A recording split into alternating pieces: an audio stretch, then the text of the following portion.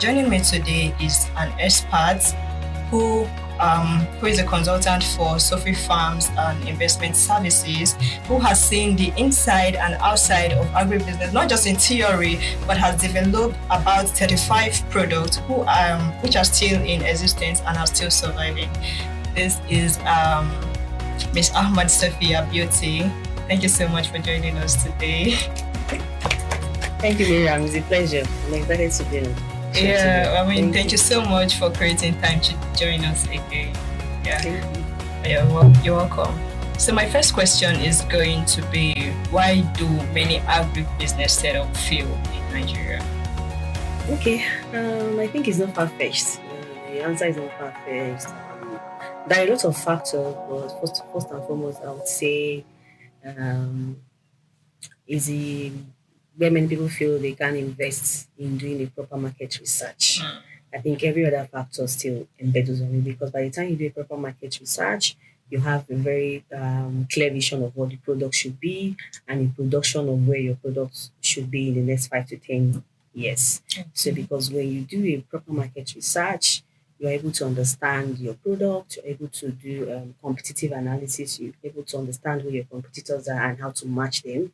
You're also able to understand if you have a market fit product. And if a product is market fit, that means there's demand for it and is meeting customer preferences, their choice, even their purchasing power. You're also able to understand your cost structure. What do you need to put this business, to bring it to bear, to bring it to life? And you're also able to understand your operation strategy, production, and also be able to develop an appropriate marketing strategy to drive sales for your product. And in the same way, you understand what are the regulatory compliances for this particular product that you want to develop.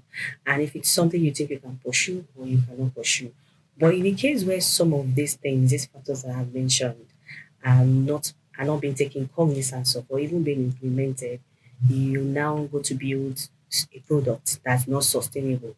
You might even sell one or two, or even for a year, but believe me, it's not going to be sustainable because you have missed some steps. So it's just like instance where you want to build a house and you just feel you don't need an architect to give you a drawing and just come on your site and you start.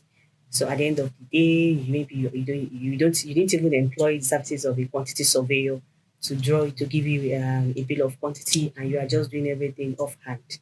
Believe me, that's why we have some structure that are substandard, and maybe after 5 to 10 years they are falling off. It's the same thing for markets.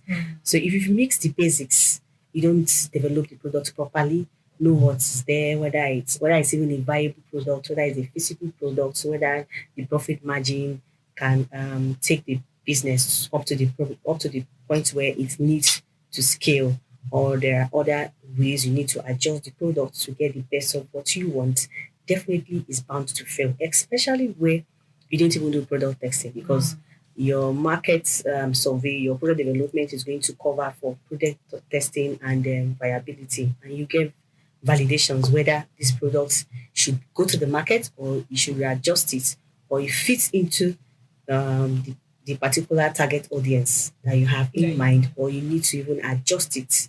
You get, so everything just boils down on lack of product development. You understand?